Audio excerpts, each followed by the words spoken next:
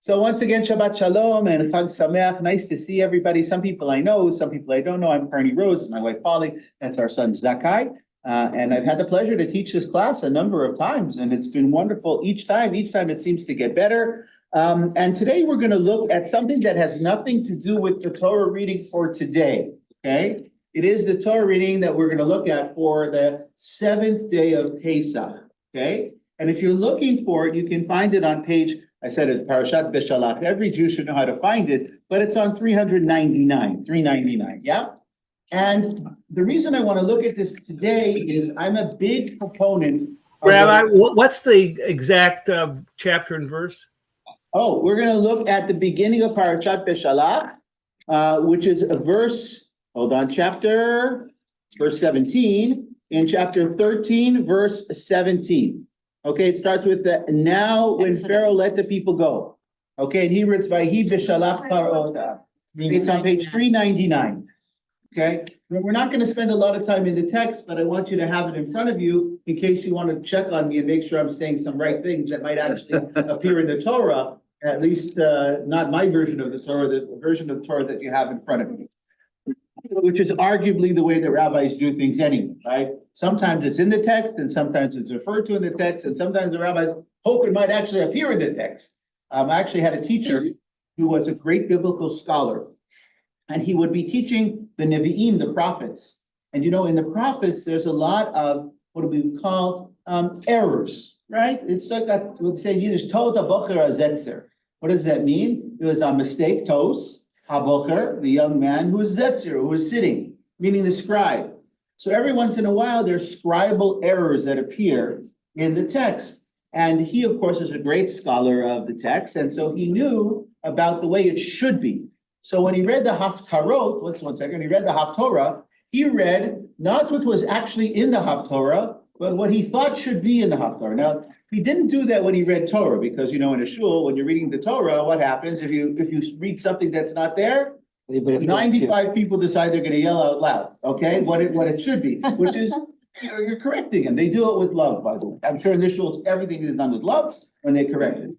But when you're reading a Haftarah, the tradition is not to correct the person. That's not required. But he was a professor of Bible, and so he would make all these textual emendations along the way, which is very nice. And of course, the rabbi's name I won't say, who was responsible for the seminary synagogue, didn't like it very much, right? And so whenever this happened, he would actually introduce the Haftorah and say, and today, so-and-so, Professor so-and-so, will read the Haftorah in his own special way. I'm not going to tell you. Tell you privately. Okay. So all that being said, we are going to look today a little bit at Shirat Hayam, the song of the crossing of the sea, which appears in Parashat Beshalach, as I said, on page 399. And for the seventh day of Pesach, this is actually the Kriyat HaTorah, right?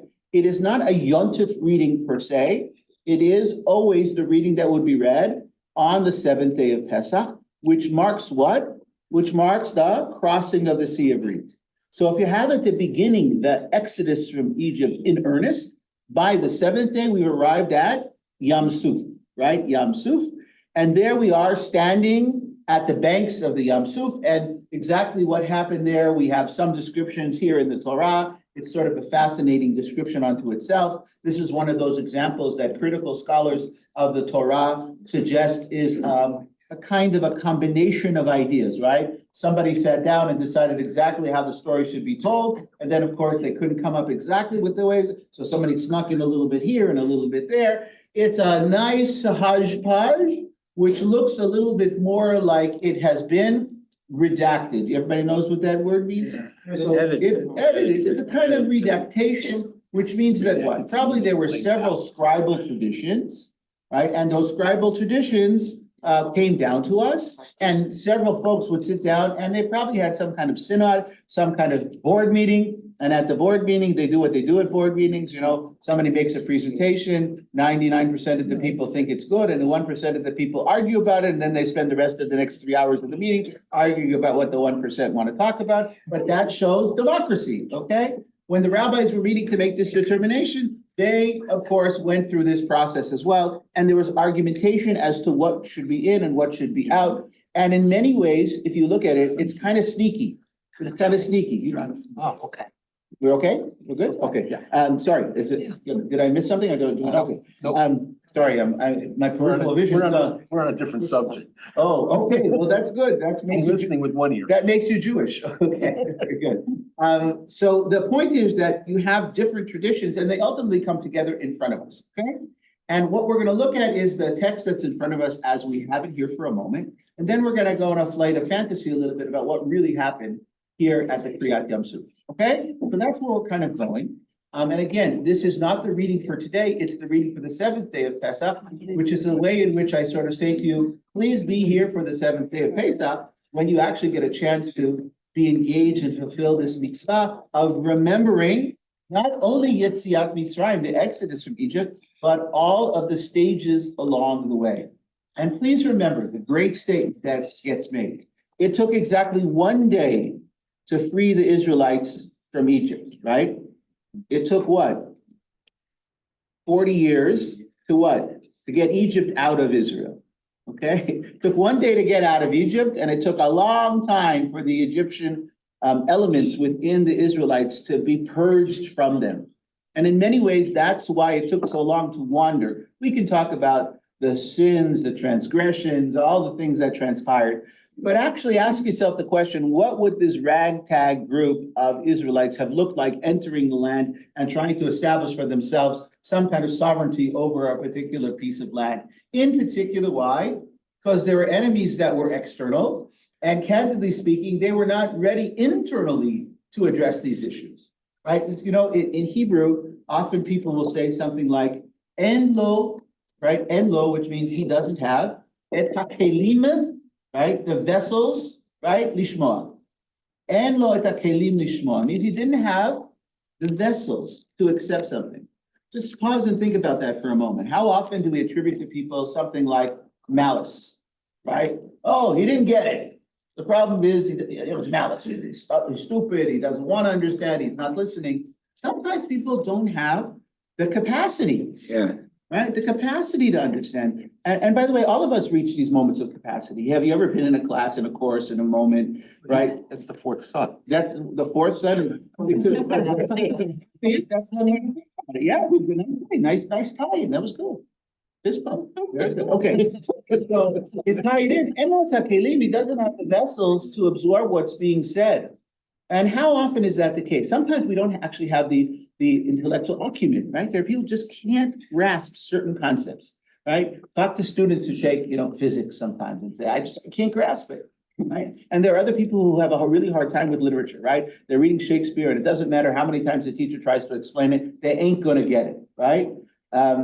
Just the reality of certain kinds of folks is a differentiated kind of learning. And sometimes the subject is just so, let's say noble. That's a nice way to put it, lofty. That people just have a hard time grasping it. And on some level, that I think is what happens with Torah generally, but particularly with the experience of Yam Suf, and even more so with another experience. Anybody know the experience that's probably the greatest example of the people not being able to grasp? Sinai. Yeah. Sinai. What's the proof to that? The golden calf. Yeah, the golden calf is one example, right? Because what were they trying to do in the golden calf? Take God. that which was not concretized and concretize. They felt the lightning when they saw the thunder. Right, so you have what's called synesthesia, right? Synesthesia, I'll teach about that another day. Synesthesia is the mixing up of senses, right? To smell, or not an orange, but to smell the color orange. You don't Yes. smell orange, you see orange, right? So to hear lightning and to see thunder is synesthesia.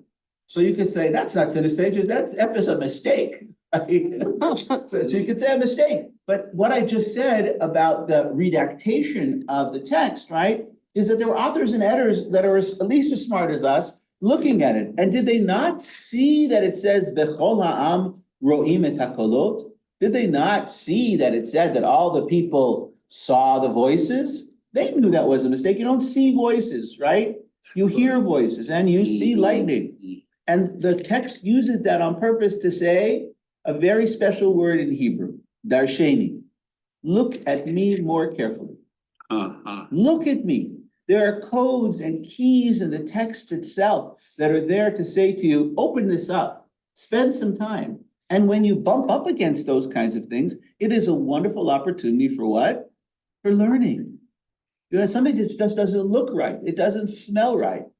By the way, the story that I started with, right? The professor who's making textual emendations to the Haftarah, right? You can either look at it and say, chutzpah, like it doesn't say that in Ezekiel, and you're making textual emendation. On the other hand, when you see it, right, you could say, wow, how wonderful that a person knows the Bible and the variant reading so well that they can stand in front of a class and tell you that it says here this word, but it really should have been that word.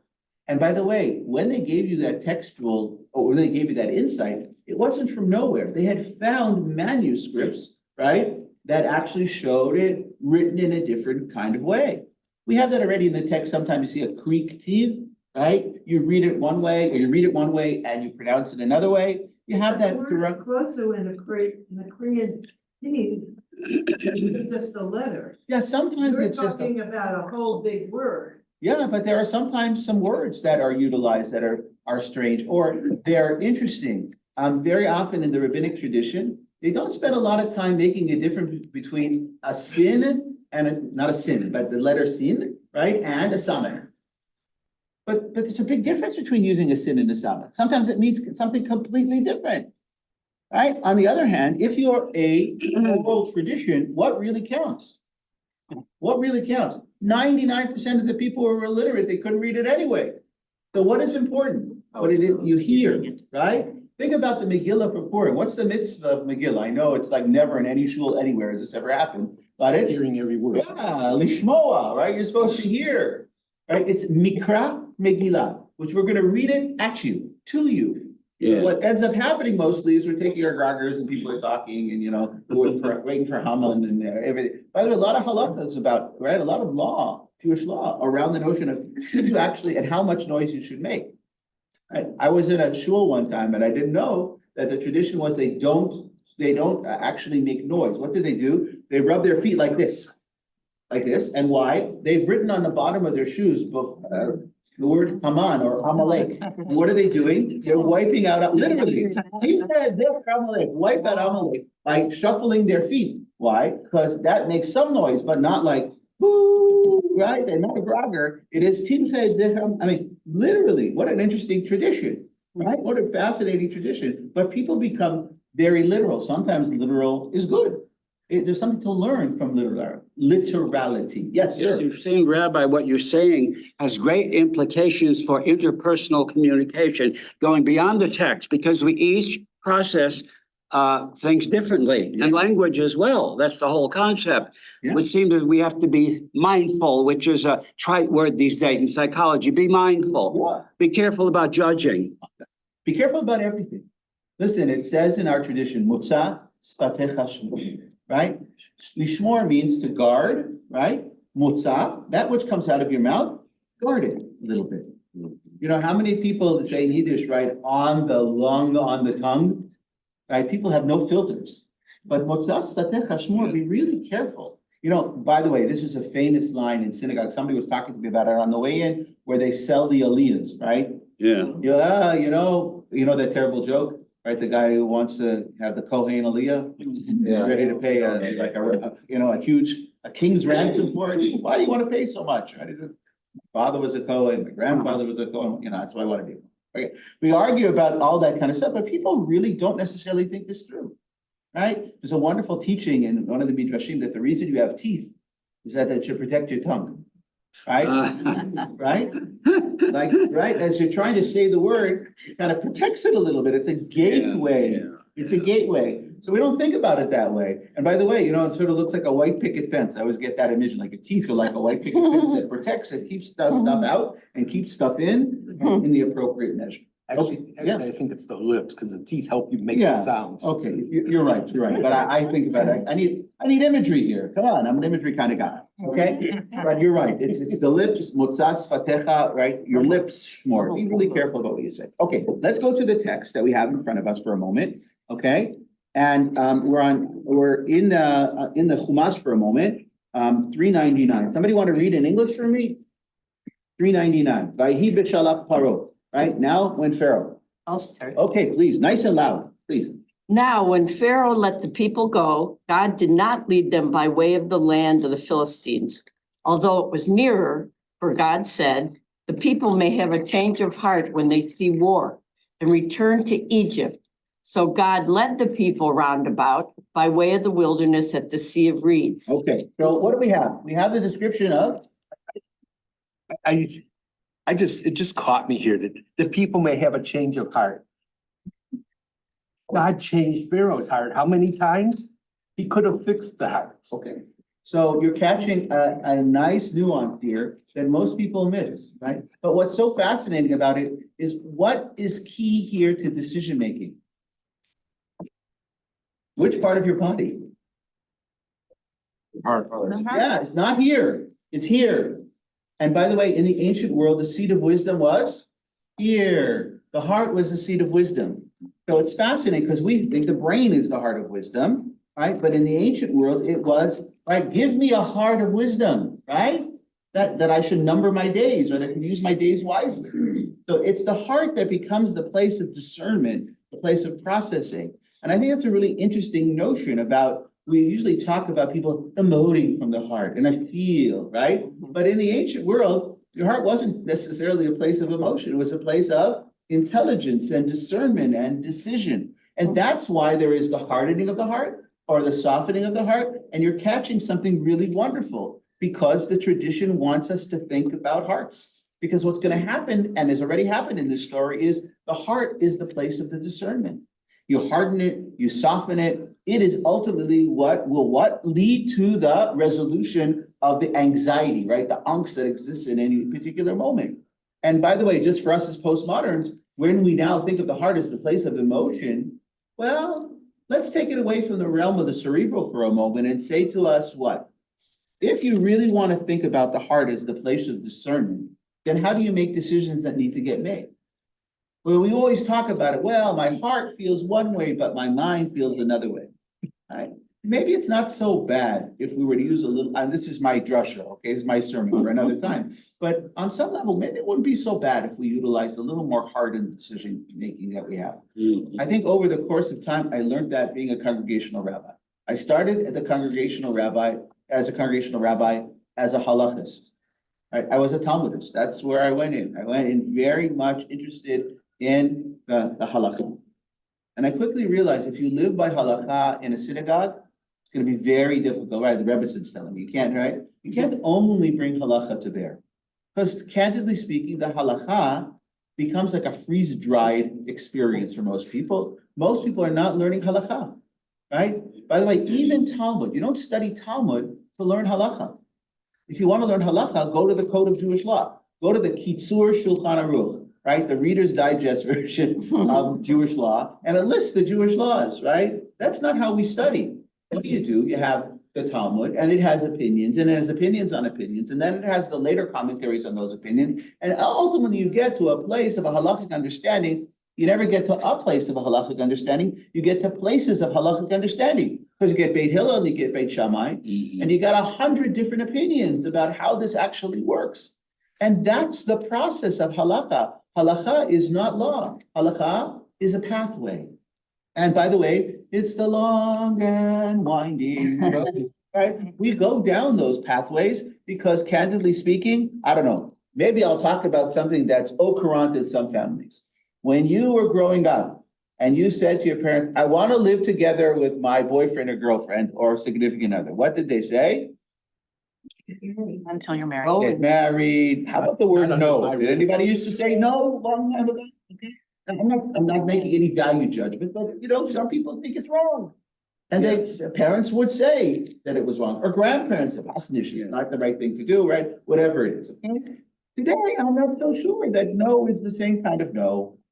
Right? Now they spell no instead of no, and K-N-O-W. Right? I know, you know, right? We all know. And again, halacha. But the truth of the matter is, with 50+% of marriages that don't work, maybe it's not such a bad idea for people to find out if they actually like each other before they move in together. Hi, how are you? So what? Yeah, your question? Yeah. Oh, on the screen too. That when it comes to, say, medicine, doctors use their brain, some of them, and not their heart. Not enough. Yeah, and there are a lot of, lawyers, are the same, I mean, our constitution, I think the whole thing with abortion and whatnot, is nobody is using their heart. Yeah, yeah. They're only using.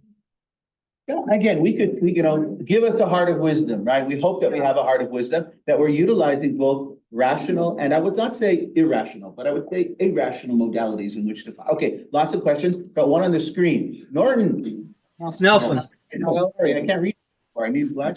So God says he fears that the people will change their mind, Right, which means maybe he doesn't know. We like to think God knows everything. yeah, that's a great point. But the other possibility is that maybe he knows what the answer is going to be, but he doesn't want them to go through the experience. Right. So the classic rabbinic answer to all of this is Dibra Torah Bilshon B'nei Adam. The Torah and God speak in the language of people. And this is the language of people, right? It's a more palatable way in which for people to understand what's going on here. But it does raise a very significant theological question. Does God know everything? And does God know the outcome? Does God create a rock that God cannot live? It's a great question, right? Because in order to create that rock, God had to know what? That it was a rock that was so heavy that even God couldn't lift it. But the creator doesn't understand. And so it limits and diminishes God's power in the world. By the way, that's the entire understanding of Reconstructionist Judaism. Right? The God figure that we talk about really doesn't exist, right? It's the power that makes for salvation is what God is. But in Reconstructionist Judaism, if there is a deity, that God makes conscious decisions about how that God works in the world. And sometimes the gaps in the way things work are there for a reason. And if you think about it in a certain kind of way, right? Remember that wonderful picture, right? Remember that, the creation of Adam, and the fingers are trying to touch it, and sort of the Adam figure sort of laying back like this, and the God figure is reaching forward. What a great image, by the way, right? Like God, this is like Heschel, right? This is God in search of humanity, right? God really wants a relationship, and Adam's like laying back like this, like, okay, God, maybe, no, God, I'm not going to touch here. Maybe I'm going to touch here. Right? This whole concept is a very powerful theological one. Who is in charge? How far does God go? How far does God come in our direction? How far must we go in God's direction? And there are wonderful examples of that. Since we're talking about the Exodus from Egypt, remember the daughter of Pharaoh? She sees the baby in the basket, or hears the baby in the basket, or sees the basket and wonders what's in the basket. She reaches out to grab the baby to have an act of compassion and kindness.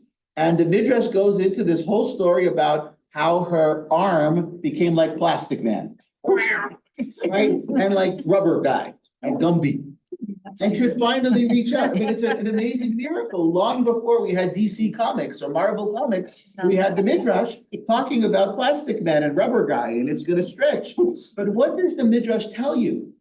You are not what you are, but what it is that you potentially could be. You're only limited by what? By your will. What a powerful notion. When somebody says to me, I did everything I could do, right? I did everything I could do. Is it true? Is it true? Sometimes it's really true, but sometimes it is. I did as much as I could do at that moment, right? Not anything I could do. And there's always more. And it's a really challenging one. Well, how about the person who comes every week to get tzedakah, as a congregational a rabbi for a long time, right? I'm sure your rabbi can tell you stories, probably doesn't because he's really a mensch, right? But how many people come every day asking for handouts, right? Rebbitzin can tell you, right? The calls we get at night, people come knocking on the door. That's the life of rabbinic leaders. And sometimes it's not just rabbinic leaders, it's leadership in general. Be the president of a shul, right? Like, it's not a good job for a good Jewish person, right? Thank you for your help. But leadership demands going above and beyond, and sometimes it's difficult. Sometimes you have to say no. But the question is, when do you say no? How do you say no? And I learned something from my dad a long time. Say it again? I said, sometimes you just have to listen. Yeah. That's part of what's humbling about being president is you think, like you said before, this is the halakha, all I have to do is explain it logically and everybody will go along. You find out very quickly that Spoken like everybody a has a true different president. opinion. My opinion might not be right, or both opinions might be right, or at different times, one is right, the other's right at another time. So sometimes you just have to listen. Right. And that's, by the way, why discernment is so important. Because, you know, the old Yiddish story, it's a parrot story about a guy who comes with a diseased chicken to the rabbi. Ah, yes. And the rabbi looks out the window and sees how the guy came, no chariot, no accompaniment, no entourage. So he brings in this diseased chicken and puts down, the rabbi realizes the guy is poor, he says, kosher. Right, that's kosher. And then another guy comes in with a diseased chicken, right, and he sees it comes with an entourage and he's, a rich guy, dressed well. And the same problem with the chicken, right, it was from the liver, whatever, he goes, treif. Right, and the guys meet outside, right, and he shows him his chicken, he says, this is kosher, this is treif. Right, how is it possible? Okay, like that, only a Hasidic story. How could the same, even if you make the story even, I could do the story even better, right? The rich guy brings in the diseased chicken, he says treif, he throws it out, right? The poor guy finds it, brings the chicken back in, it's kosher, that's enjoy, right? Like the story, that's a bigger story. Like, the point is exactly the same. The discernment is so problematic, and it's so key to real leadership. And let's even leave it in leadership. How about just being mental, just being a true human? There are just moments in time when it's the true human. And I got to tell you, my father turned 85 this week, and he had a little bit of a health scare. He was supposed to be here. I thought he would be here to give you some real teaching. But he should live to 120 and be well, but he's not able to be here. But one of the things I learned from my tati, learning from my dad, was how to do that. He never, ever, ever, even though it drove my mother crazy, if somebody came to collect tzedakah at the door, come in, glazel tea, a little nash, you don't let somebody stand outside the door, come in the doorway. And as we were not wealthy, my dad was a professor with 5 children. Hardy boys, 4 of them. My sister, genteel, lovely, perfect. But we were like, we ate them at a house and home. And candidly speaking, my dad never said no. And sometimes my mom would say, where are we gonna have to pay the rent this month, And it was really interesting to watch growing up in a household. It's not the way most of us grew up, right? We don't grow up with the kind of austerity that many of us maybe remember from our childhood, right? Or maybe our grandparents lived that way. But we don't live with that same kind of austerity. And it challenges you about how your heart responds to any kind of given moment. Okay, I really want to try to get to some text, but okay, last question, because my heart is open to you. We're speaking a lot about heart, emotions, and intellect. What I'm curious about, and rarely do I hear rabbis speaking about emotions and subsequent behavior. In biblical Hebrew lexicon, how many of the words relate to what we would describe today as emotions? In English, there are more than 100 different emotions, and emotions drive behavior. So what about biblical Hebrew and the Torah and emotions? So first of all, I didn't bring the lexicon with me. I don't always carry it with me. It's not in your head? It's not in my head, that's for sure. But it's in my heart. Okay, but I will say the following. Well, that's where emotions are. That's true, at least for some. This is knowledge and this is emotion. Okay, so you're gonna be a Western guy, which is okay. Or this is judgment and this is mercy. You can parse it in any way you want, but I want to go back to the point at hand. The point at hand is, how do you do this? And I want to say something really important about Hebrew. Okay, Hebrew has far fewer words than English. That's really important. There's a lot of new words that have been created over the course of time, right? For example, how do you say television in Hebrew? Television. Televizia, okay? Like and by the way, there is an original word for it, which I don't remember, but my brother Avi will. Re'una, very good. Why lirot, right? It's something that you see, right? There are all kinds of words that, by the way, 99% of current Israelis don't know. Their grandparents know some of these words, but nobody really calls these things what they used to be called, because when the language was created, they had to come up with all kinds of interesting words. what's good for us is if you want to be a Hebrist, you don't have to learn all that many words, right? And English hates repetition, right? Remember you, when you were a kid, you wrote a card to your boyfriend or your girlfriend, I love you very, very, very, very, very, very, very, very, very, very, very. And if you're an English teacher, you take a pen and you cross out every bit, probably only all the, just I love you, right? That's today, right? But okay, if you're trying to build the word count, right, you add a lot of lines. But the issue, and we understand the emotion of that, right? One love is not enough and you is not enough, you try to extract it. Hebrew, on the other hand, loves repetition, right? Loves repetition. And repetition creates energy. And again, since it's an oral tradition, they want you to hear all of these things. And in the hearing, you stop for a moment and you don't do what we normally do, which is we really are only listening so that we can respond. I don't say that as a joke, right? People often just talk. And they're not really wanting to be in dialogue. They want a monologue. And then they want somebody to say, oh, you're brilliant. Right? By the way, I learned a long time ago, I learned this as a wonderful woman who was in my shul growing up. I won't say her name because it's not, I mean, I think it's a nice story, but in case it's not. So she was an elderly lady. And every time the rabbi would give a sermon, she'd say, oh my God, our rabbi is a genius. He's a genius. And it was really wonderful. The rabbi's a genius. Now, no matter what the rabbi said, I got to be very honest. I'm not highly critical of rabbis, but sometimes the rabbi wasn't such a genius. Sometimes he just was talking, right? Because he didn't prepare the sermon the night before. Or he thought he had a great idea, which wasn't so wonderful. Wasn't such a genius, okay? And the truth is that sometimes people talk a lot and they say nice words and big words. You want to scare people, use big words. You want to impress people, say really big words. Now, here's a woman who spoke Yiddish as a first language. So when the rabbi spoke without an accent, he was a genius, right? A gon, as they say, right? A gon, he's a genius. Because he used a couple of big words. That doesn't make you a genius, okay? And so sometimes, by the way, it is about, the genius is not from what you say. The genius is sometimes from what it is that you say. How you say it, or sometimes how you listen. Right? The great genius sometimes is not the interview. That's an interesting thing. And it's so fascinating because I was interviewed a lot last year, right? A lot of people wanted to know who I was and talk to me about it, an interview. Right? And I was finally sitting in one of these interviews and I was very quiet. And the person finally said to me, want to say anything? I said, no, I'm really enjoying listening to you, right? And they sort of laughed. They sort of laughed because it really, they weren't there to interview me. They were there to tell me what they wanted me to know about the organization, the institution. And I should simply say, that's wonderful. Everything you say, I'll learn. Okay, you have now finished all the material. Very good. It's okay. Good. So let's start. I want you to take a look at the picture. The picture. Take a look at the picture. There's a picture. Okay, a picture. Everybody see it? Yes. Okay. Take a look at the picture and tell me, what is this picture? What is this picture?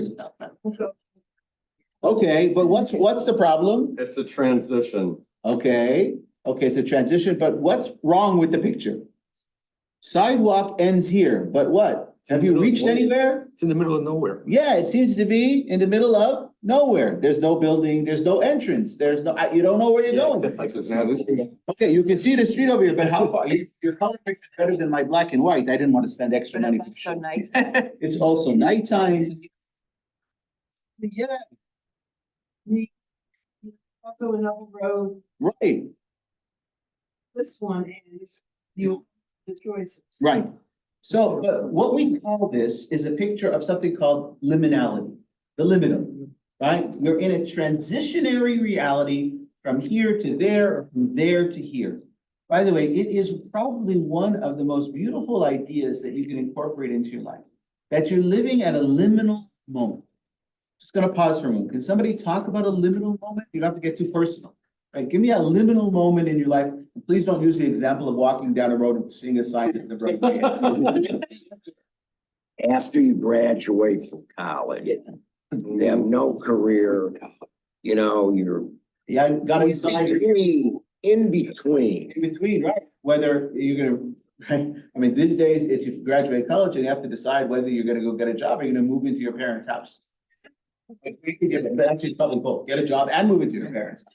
Okay, which is sometimes good and sometimes not so. Liminality, very good, yeah? I remember getting ready to go to the hospital when I was delivering my first child. Oh, And I said, my life, when I come home, my life will never be the same. My life is forever changing. And I really thought about it. That's wonderful. I don't know, most people are thinking that way, usually they're. Yeah. Right, but that's wonderful that you would be paused to think that way. It's a very deep answer, by the way. Well, how am I gonna be changed? Other people, liminal moments. Yeah, When I retired, yeah, that's a beautiful one. after 43 years of the same thing, it was What just, did you do? what did I do? I did nothing but whatever I wanted to do. I meant in the 43 years before you did that. I gave anesthesia. Oh, okay. So you're an anesthesiologist or Anesthetist. anesthetist? Okay, so that's a really very important, right, to think about it. I said that when I grow up, that's what I want to be. And they said, you did, you became a rabbi every time you talked. That's why you left the pulpit. That's why I left with them. Anybody else? in this text, I just wanted to say in our text, Yeah. the Israelites are in a liminal space. That's why I'm They're saying, in between Egypt and Canaan, nice. not neither one. And it's amazing where they receive the No, when they- law It's in all the the desert. QED, right? QED. You proved my point. Okay. So that's great. You've got it. Anybody else with liminal moments? Marriage. Marriage, absolutely, yeah. Yeah. College, yeah. If you're Yes. in a relationship and it breaks up. Yeah. They say, well, one parents are one door closes and the, Right, God closes the door, opens the window. but it doesn't feel. It doesn't, in the moment, it doesn't feel that way. So sometimes liminal moments can be really liberating, but sometimes liminal moments can be very disturbing. When a relationship ends, sadly, sometimes it does. And what happens is that it's a liminal moment. People have to figure out who they are, what they are. They have been defined in so many ways by the circumstances around them. I'm a married person. Look, somebody who's widowed. What does that feel? You were gonna say that, yeah. Yeah. When somebody gets widowed, yeah. What does that feel like? I mean, you don't know what to really do with yourself. You're not sure who you are. I remember sitting at the dining room table, Rabbi was next to me, my family's around me. And it just came out of me. I said, I have to find a new normal. That's what it's all about. 100%. Any, Think about, you finished, sorry. no, that's any change, whether it's death or marriage, whatever. You're going into a new normal. Yeah. It's a liminality, I think is. Hold on, we got two at one time, yeah? Go ahead, you, sorry. Even for a bar mitzvah, when you get off that bima, we say now, joke, now you're a man. But it is a change. You have just done something special. Sadly, I think, we don't do enough to talk about the liminality of those moments. We have to do more. Because I don't think young people feel it as much as they probably should. Right, I know here you do a really nice thing. You give a kid a set to fill in and encourage them to come back and and participate in the minyan. And those are the kinds of things. But isn't it fascinating, by the way, that the first place that a young person is actually an adult is in shul? Yeah. Right? Not only the ritual itself, but what can you do right after your bar mitzvah? There are 9 people in the room the day before your bar mitzvah. Oh. You can't make a minyan, but the day afterwards, you could be called upon to make a minyan for somebody to say Kaddish. Right? Or to do all the prayers that you can't do without a minyan. It's really fascinating how the tradition eases us into ritual experiences that not only facilitate meaning for us as individuals, but for us as community. That those are really powerful liminal moments. Part of the problem is we don't realize liminality. Because actually, if you think about it, like pause for a moment and think, every moment is what? Liminality. You're always in the doorway to what comes next. It's not every moment necessarily are we conscious of what that means. But what does it mean, to turn sick? My dad turned 85, right? What does that feel like? By the way, now he's lived longer than either one of his parents. And that to him was really a liminal moment. And then, of course, then to bump up against illness, right, which we all experience in life. If you live, you're going to get sick, right? What does that mean to feel like, oh, what is the liminal moment, right? And will I ever be the same? One of the things that people talk about a lot around death or around illness is it'll never be the same. It'll never be the same. The question is, can you live with it? Do you carry the scars with you? These are hard, hard things. And the reason I'm spending so much time on this is that is what Yam Suf is. That is what the seventh day of Pesach is really all about. It is a rupturing of the reality, right? The map of reality that the Israelites have. And the ruptures are really profound, I think, for all of us, if we think about it. So the Kriyat Yam Suf, the crossing of the sea, this moment is particularly profound because it will never be the same. And remember, what is the reaction of the Israelites? What are they worried about, right? God said, which means what? They're going to have what? Inachem ha'am, right? Nechama. They'll sort of have a what? They'll have a sense of compassion, a sense of a regret, a sense of, I don't know what, some kind of really powerful feeling that what? Whoops! This liminality is not a liminality that we want. Because the liminality, as good as it might feel that we're no longer in servitude to the Egyptians, it's a new normal. It's not what I wanted. It doesn't exactly feel good. And even if it sort of will ultimately feel good, in the moment, the rupture is very powerful. Look, I never gave birth to a child, but some of you have. Think about that imagery. It feels really good when the kid. About 10. About 10. 10 minutes to the first aliyah for this young man. Yeah, okay, very good. So in the birthing of a child, right? I mean, listen, those of you who did it, I don't know, did it feel liminal? Did it feel liminal? Did it feel like you're going from something to something else? Yeah. Yeah. Okay, right, and it was accompanied by what? A little bit of pain, a little bit of yelling, a little bit of screaming, a little bit of whatever it is, but then also some joy and some frustration, whatever the words that you can use, but there's a lot of joy that comes as well. But there is that moment between, right, the child emerging and not, and again, I'm speaking about this in theory, right? In theory, those of you who lived it, it's a different, like I can talk about it in theory. It's what, by the way, if men gave birth to children, we'd have like one person in the entire universe. You could say we'd be extinct. We'd be extinct, on the way to extinction. There's always one of those. Okay? But the key reality of all of this is that liminality is very important, but we don't always appreciate the liminality. And what's happening here is the Israelites are showing you what? Moses understood who he was dealing with here. They didn't want the liminality. They actually thought that they wanted liberation and freedom, but they didn't want liberation and freedom that dealt with the issues of what? Liberation and freedom. And guess what? Freedom is not free. We know that in this country. We've learned that. That means engagement and involvement and ruptures and changes and sometimes a bloody mess in order to get where we need to go. And I don't want to be any kind of prophet. I'm not a prophet. I'm not the son of a prophet, at least not on my father's side, but maybe on my mother's side. The truth is that this is not an easy time. What will happen in this election and how the reaction will be amongst people, I think that we're going to potentially be in a very, very difficult place. Yeah. And it's going to challenge all of who we are. And the liminality of this moment, right? This moment of this coming election will be a liminality that's in some ways the new version of Kriyat Yam Suf, of the crossing of the sea. There's going to be a breach, there's going to be a break, and it's not going to be simple. And it's going to be complicated, and we're going to have to figure it out and where we go from there. And there are going to be people who are going to say, I want to go backwards to where we once were, right? The people say, I want to go back to the democracy that I remember. But I have a feeling that we are going to be forever, we have already been forever changed in this election process. It doesn't matter who you're voting for. It's not who you decide to vote for. Please, I would never dare to say that in front of any group of individuals. It's not my job to do that. I have my own thoughts. You want to talk to me privately, I can give you my thoughts. That's not my job. My job is to talk to you about how liminal this moment in time is going to be. And by extension, just let me diminish it. Every moment of your life Is, liminal. yeah. It's Otherwise, vulnerability. you. I think stay that- still. Either you stay Right, still, and what do? If in this image, you stay where?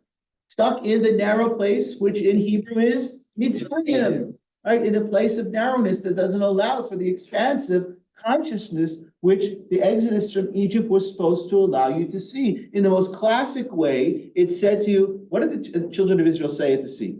Ze Eli va'anvehu. This is my God, and I shall glorify that God. Wouldn't you say? Hold on, let me just finish that. This is that thought. What does that mean? You just experienced what?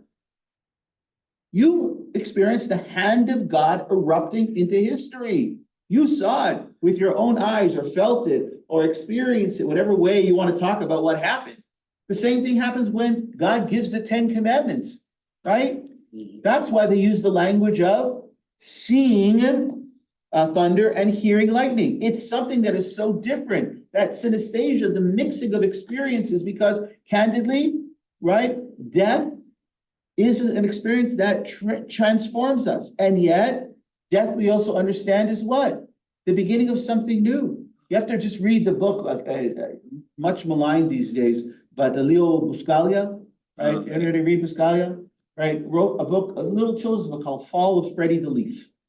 Right, so the leaf falls, right, and what happens? It decomposes, and what happens? A new tree comes up, right? And this is how Buscaglia wrote this book for children, to understand that things die and new things are born. Generations come and generations go. Ideas emerge and ideas fall by the wayside. And what's hard for us? Liminality is hard for us because look at the picture again. Where are you left? I'm mitten drinnen. You know what that means in Yiddish? I'm mitten drinnen in the middle of it. Right? You're stuck in the middle. Right. And you're not here, you're not there. Yes, sir. Vulnerability. Liminality is characterized mostly by vulnerability. Right. Think about Jacob. But the Israelites are, when you're vulnerable, when you're insecure, then you may be more susceptible to God, to accepting. So this is a really interesting idea, right? The idea that liminality does what to you? It opens you to the possibility of that which you normally do not experience. Look, I don't know, just maybe by show of hands, if you feel comfortable. When you lost somebody important, it wasn't just about the loss. You felt the loss. It was about what? Yeah. Now I am what? Alone. Right? And that's the problem. You see, we teach these stories, Bible stories to children. And children don't get it on the level that we do. I always say, the Torah is NBA, not the basketball league, not for babies, right? No babies allowed. NBA, no babies allowed. The Torah is a Torah of profundity. The Torah is talking about what really happens in our lives and how we really experience the kind of power of loss, of gain. By the way, it's not just about sadness. Don't misunderstand me. We also don't know how to do joy well. You know what? Do you ever notice that? Just stop for a second. Think. What's the difference between Simchas Torah and Purim? Let me do it the other way. What's similar about Simchas Torah and Purim? Simchas Torah you're looking forward to because you're starting. You're so profound, Rabbi. I want to go to the mundane. What's what's same about Simchas Torah and Purim? In most synagogues, what do? We sing, we dance, we drink, we eat, we fast, we da da da da da da. What's the difference between Purim and Simchas Torah? And by the way, they're really powerful holidays. What are you talking about on Simchat Torah? You're celebrating what? Torah. And what about the Torah? That you lived through the reading of the whole cycle and you're about to start it all again, right? What do you do with the Torah? You roll it and you go back to the beginning. Like, guess what? As much as it's, I think Zaka, you should go inside, okay? As much as it's, you want to go with him, or you want to stay with me? Okay, just stay. Wow. That's first, right, okay. That's usually works. Anyhow, I just want to say that you understand it both in terms of joy and sadness. We often will go to the place of sadness, but it's also in terms of joy. We don't live in Jewish life these days with variegation. Every moment seems to be like a repeat, right? You know, like there are two kids in the family, one's called Pete and one's called Repeat. Like that's not the way it works, okay? Your children are so there's three Pete's. The three Pete's, right? Okay. So you know, so the point is, you got to try to think about Judaism as living this cycle. And by the way, I've said this before here, right? This is when you see this on an EKG. What does it mean? Dead. What does this mean? Live. Live. Okay, now. Okay, so, no, please correct me. Close to death. Oh, that's good. Oh, What do you want? What do you want to see? lying. What do you want to see? Dead. What you want to see? Yeah, but something more akin to that. Right, and that's living too, right? It's not all mountaintop experiences and it's not valley experiences, right? It's not me mama kim praticha Adonai from the dark deep place. I call to you, Lord, come anani baber chavia, like help me in a place of expansiveness. You say that, we say the same in Hallel, right? But the issue is that that's not where life is lived. And part of our problem is, I think, in Jewish life today, we want either here or we live here. And for a long time, post-Holocaust, we lived here. And so what did Jewish education say? Stop talking so much about the Holocaust. Did you notice that? Like stop, and we're heading towards Yom HaShoah. So what happened was, well, they're living here. And then kids realized, people realized, not every day is a parade. Like sometimes you just have to live through difficult moments. And then, right, we had the Holocaust and then everybody was living here. And what's the problem with that? Who wants to join the religion that's here only? So here's the problem, right? You have to balance things out. And if you're thinking about all of this, right, in terms of the context of Shirat Hayam, of the Song of the Sea, and Shvi'i Shel Pesach, what is the exodus from Egypt, the moment of Yetziat Mitzrayim? B'tzeit Yisrael, bum, bum, bum, bum, bum, bum, bum, right? It's triumphalism, okay? It's not what? Uh-oh, now we got to do this on our own, right? Which is a little sad, a little, right, confusing, a little bit. Oy vey, I want to go back there because I remember the flesh pots of Egypt, how good we had it in Egypt, right? And only relative to where I find myself right now in the midst of liminality that doesn't uplift, liminality that brings us to a deep, dark place. That's why we have Anani Bamerchavia, right? Answer me from the dark place that I'm in, raise me up to a place of expansiveness, cross the sea, open the sea, open the possibilities for what could be down the road. Yeah, please. More Jews didn't want to leave Egypt. So it's an interesting thing you're saying. I don't see. Actually left. Okay, so you're giving us a beautiful midrash, which says that what? That many did not leave. They chose not to leave. Now, that's not in the text itself. It doesn't say in the text, right? It does say that there was the Ha'asaf Suf, this sort of group of naysayers. I don't know what the best word is for them, kvetchers, right? Or mixed multitude is the word that we usually use in the Bible, right? There's folks who came who were not of us, not Anza, not from our people, okay? Who those people were, we're not sure. No, even Jews, I think. Yeah, no, I think the midrash is very clear. There were many who afraid didn't of go. that liminal moment. They didn't want that liminality. That liminality is scary. That liminality is dangerous. Somebody just want to read this on page 1. What happened during this once in a lifetime crossing over experience? Somebody want to read out loud? It's English, you don't have to read it in Yiddish. Okay. Somebody? No. Nice loud, please. Anthropologist Victor Turner calls this crossing a liminal space. The Oxford Dictionary explains liminal space this way. The word liminal comes from the Latin word limens, meaning literally threshold. Liminal space is occupying a position at or on both sides of a boundary or threshold, or relating to a transitional or initial stage of a process. Anthropologists use the word liminal space to describe the quality of ambiguity or disorientation that occurs in the middle stage of rituals when participants have not yet begun the transition to the status they will hold when the ritual is complete. Isn't that interesting, Turner's comment? I mean, isn't that exactly what we talk about when we talk about these liminal experiences in our lives? But isn't this what, for example, Zakai or any of What's the the transition? body who's graduating at? That they are graduating from one thing, but they are not yet in the second phase. I mean, they're going to graduate school, they're going into a job, but they're in between right now. So you know what we call that in the That's where they tradition? commencement instead of graduation. Right, commencement, because it's going from, you're gonna start something new. You're gonna commence something new.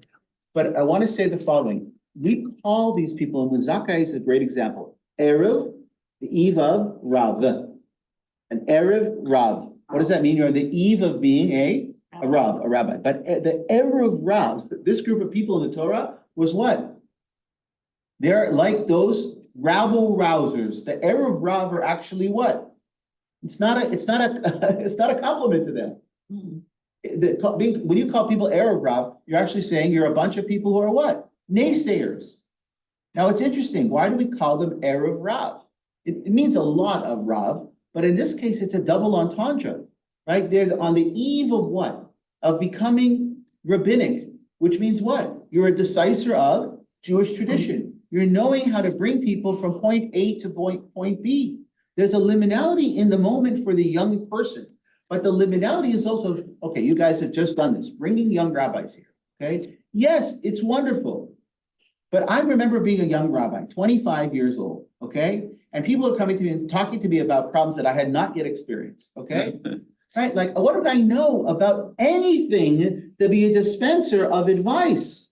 Right, they came to talk to me about their children. I had no children. They came to talk to me about their elderly parents. I didn't have elderly parents. They came to talk to me about their reversals. I didn't have reversals, right? They came to talk about their illnesses. I didn't have. Now, was I compassionate? Did I try? Did I try to be a good listener? Absolutely, I tried, right? But the truth is I hadn't lived long enough to dispense anything that was really of existential value other than a lot of theory that I learned. And it's true in any profession. Remember being at the beginning of your career and the things that you went back to the book to figure out what to do. Right? And at some point in time, you don't live by the book, you become the book. And if you don't become the book, then what? Then you're not doing what it is that you need to do. It's an integration. You, as you said before, you wouldn't know what to do as the president until you had, and by the way, not that you ever made a mistake, but as a rabbi, I look back and I say, oh, I won't fall in the word, shoot. I really loved that one. I really loved that one because I ended up creating more problems than I did solutions. And like they say to doctors, like the most important thing is do no harm. Do no harm. How much harm could one create by giving bad marital advice? Part of the problem, and I say this, and our rabbis now are better trained because they do some premarital preparation, right? But when I graduated from the seminary, it was about how many pages of Talmud I knew, right? It was not about my ability to work with people. And it's interesting to me to go back and see how much my rabbinic education, as much as my teachers thought it was the right thing to do. And I was a Talmud major, okay? So, they sort of appreciated it on some level at the academy. But when I got out into the world, they didn't appreciate that I could tell you, how many times you're gonna rob Papa in the Talmud, right? And that was so interesting to me to realize what was I trained for and what was my job. Liminality also is a realization that I do not have the tools that I need. By the way, if you're smart and you're good, what do? You go to get those tools, right? You gotta have the right tools to do the job.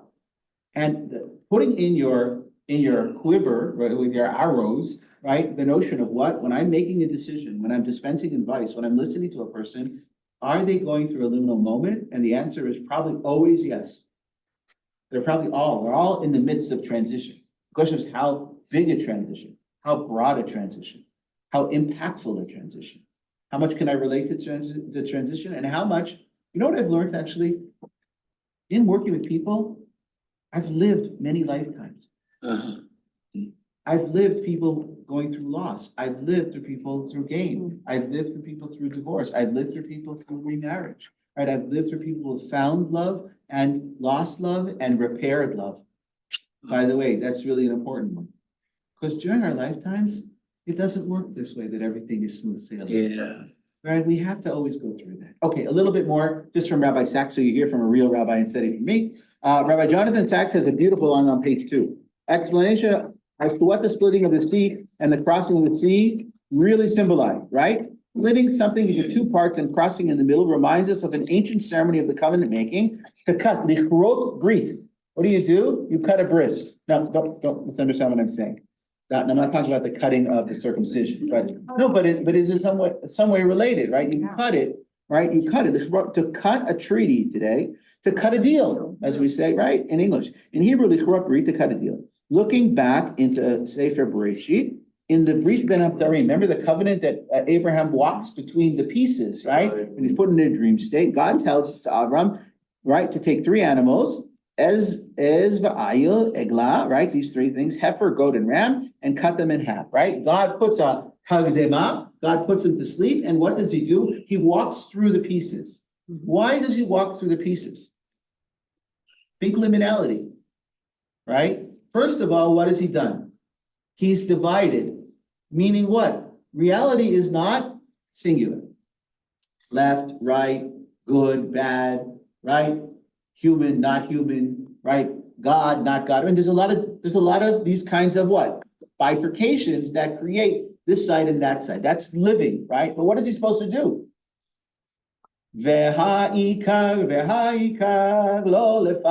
Don't be scared at all, but cross through the middle ground, right? And where will he go now, Sax? What do you do in the Kriyat Yam Suf, the crossing of the sea?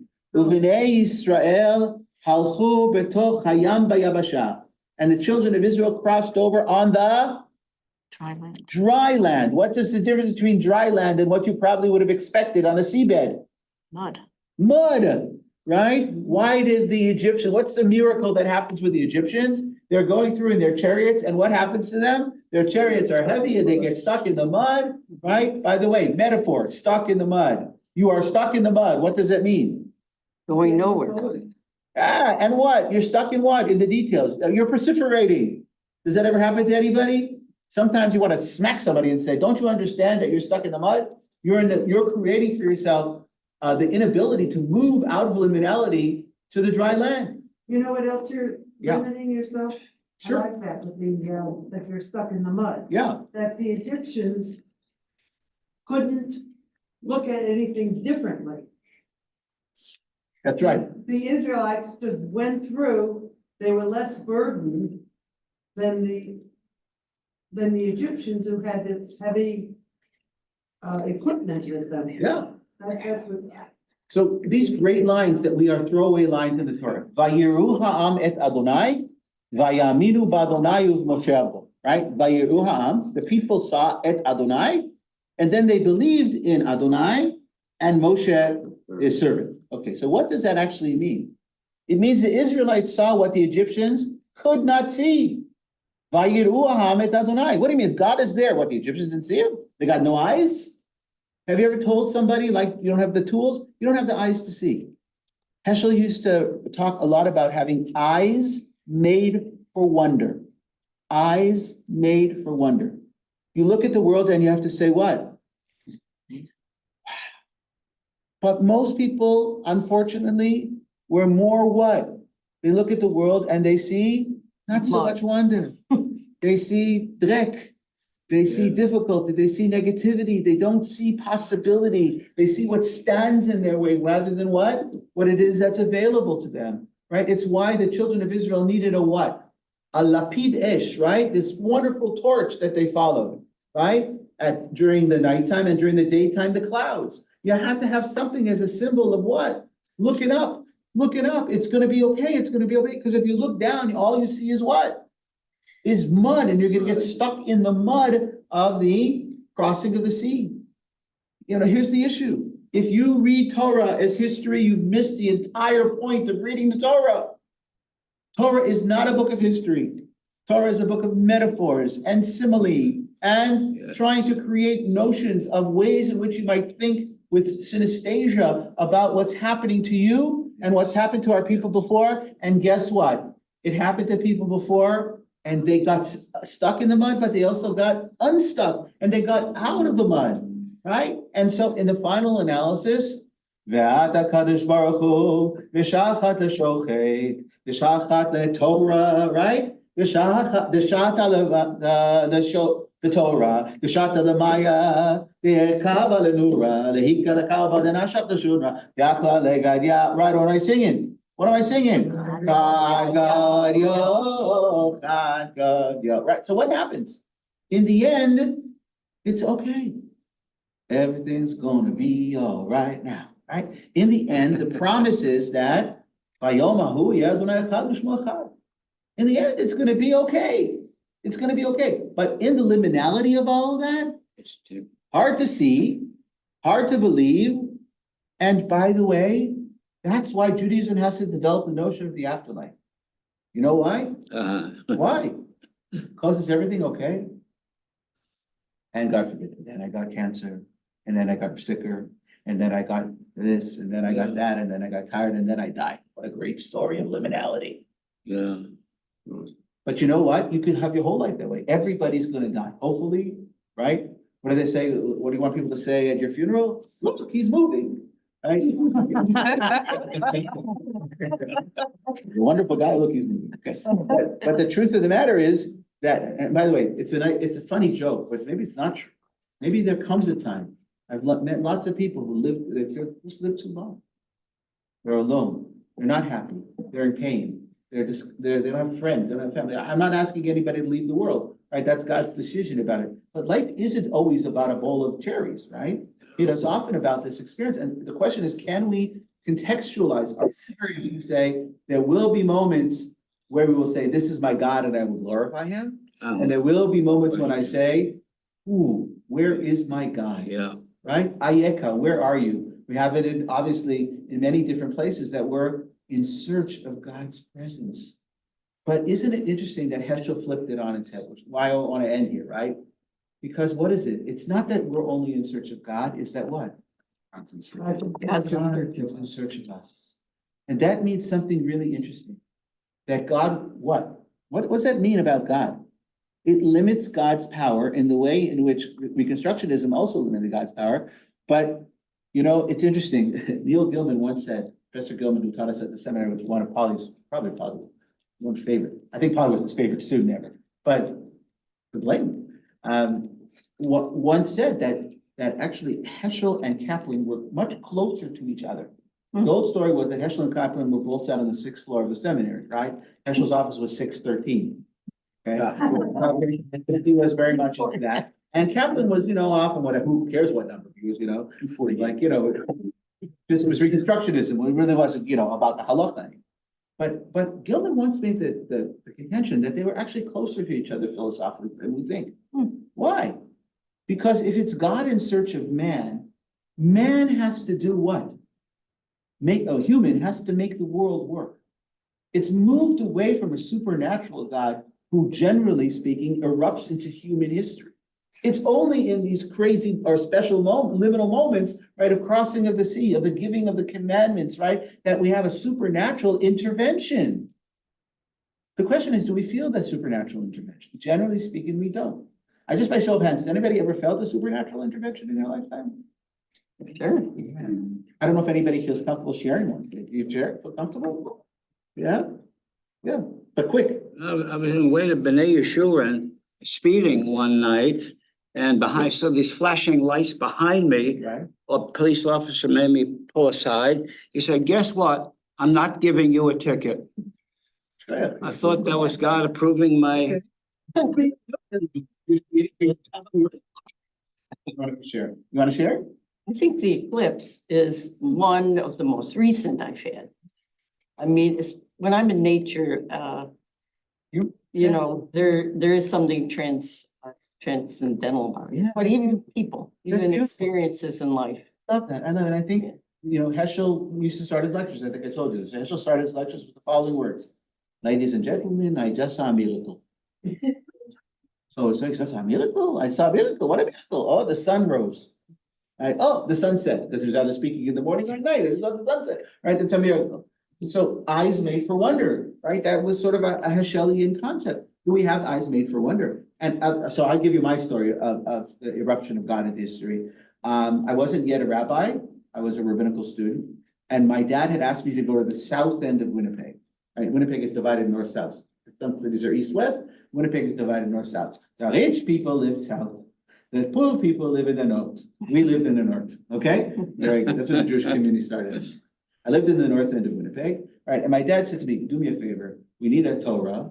Go to Shaarei Tzedek was the name of the congregation, and go to Shaarei Tzedek, and they got a Torah, Sefer Torah waiting for you, okay? And okay, it was late at night. It was Saturday night. Of course, there I was, a young buck. I'm speeding, right? So what did they do? They pull me over, right? And they say to me, young man, you're speeding. And he looks with the flashlight in the back, and he goes, Rabbi, you got to get that Torah back to the synagogue this way. And it's flashing lights and the whole thing, and we got an accompaniment right to the shul with the Sefer Torah. So this is what you call a Sefer Torah, right? The truth of the matter is that was a moment of sort of liminality that, so I haven't carried a Torah with me on a regular basis since. I think maybe I should. Maybe I should. It's always good to have one handy. It's always good to have a Sefer Torah, right? Look, I bless us all. We should have eyes made for wonder. It's not an easy way to live. And what did they say? Beg your pardon, never promise you a rose garden. Judaism is not that kind of religious tradition that is for the faint of heart. And it's not a simple religious tradition. It's a complicated religious tradition. And Christianity came along and, wanted to simplify, right? They wanted to Fataychen Fabeser with Yiddishkeit, with Judaism, to make it simple. And in some ways, we've done that too. We always want everything to be easy and to be sweet. And sometimes in the easy and sweet, we miss out on the powerful moment of a rupture, of breakage, of crossing, of liminality. So if I didn't leave you with anything else, I left you with the notion of Victor Turner's notion of The liminality. state of Israel, I think, is in a deep state of liminality right now, and it's affecting. Am I allowed to say this out loud? I've never lived in my 57 years in a moment when Israel was not in a state of liminality. Well, there's different degrees. Yeah, no, 100%, different degrees of liminality. The question is, every moment is existential in that sense. And I think that it's much more pronounced in a place like Israel than it is in many other places in the world. And I think there's a level of consciousness that arises from living in liminality, but there's also a concept of what? What's sort of the opposite side of consciousness?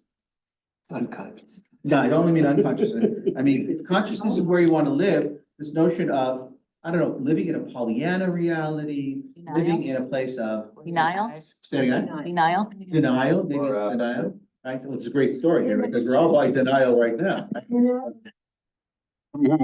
denial. Let's see. That's automated, like a nervous system, like you have an automated nervous system, everything just runs by on its own, like your heart beating, your breathing. Could that be opposite to the conscious state? 100%. Well, Dad davens the Shmona Esrei, the Amida like this. It actually appears in books, Kabbalistic books of Halakha, particularly in the Sephardic world. Why daven like this? What are you trying to feel? And placing your hand over your heart, you actually feel it, right? By the way, when we do these things and we pledge allegiance, right? Like most of it is pretty perfunctory. But you know what? Have you ever seen somebody who's pledging allegiance, who's joining, let's say, becoming an American? I've had this great fortune to watch people in that state.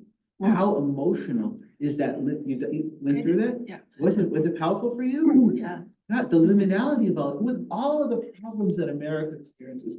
That's not a golden Medina. It's not a gold, it is, but it is a golden Medina. I mean, it's such an unbelievable reality that we've lived to be in this time. What a privilege to live in this time.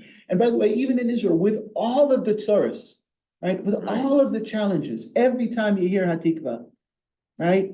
I cry, especially now. And every time we hear what's going on in Israel, you ask yourself the question of why? Why? Wouldn't it be simpler? Wouldn't it be easier? Why do we have to live in this kind of reality? Because in part, people tend to anesthetize themselves. And I don't want to make any comments about, the use of drugs. But if we think about the use of certain kinds of narcotics or drugs or ways in which to anesthetize, I'm not talking about drugs that are prescribed to people for anxiety or things like that. That's your doctor deciding what's right for you in conversation with you. Okay, but how about people who recreationally utilize certain kinds of drugs? Why? What do they not want to feel? What do they not want to? I'm not talking about. Let's not go to the psychedelic drugs, which are supposed to open you up. Okay, I'm not a guy who knows a lot about that kind of stuff. Okay, but because I try to get on a natural high, or I call it a natural high. Like people want to feel and see things beyond. I'd love to, hear lightning and see thunder. Wouldn't that be wonderful to be in those moments when it is a synesthesia? And by the way, there's nothing in these stories that actually tells us there was anything that was unnatural. It was actually created. And I'm going to share a little bit of this in another class that I'm teaching about the notion of synesthesia. Right? This is a really powerful idea. If you could live and sort of feel in ways that are so profound and so deep, but most of us will live with this. We really will. We'll suffice ourselves to have a simcha every once in a while. We should finish with this. Probably the most important song that I learned as a kid was Ivdu et Hashem b'simcha, right? serve God with joy. Serve God, like Evan, right? Even what Hashem is, Bo'u lefanav birnana. Right? Come in front of God birnana, with Rina. Right? With Rina, with celebration and joy. And if we could do that, it would be great because it would also do what? It would help us uplift ourselves from the negativity, which will happen. Everybody will skin their knee at some point in time. Everybody will have a loss. Everybody will have reversal. That's just the way of living. So,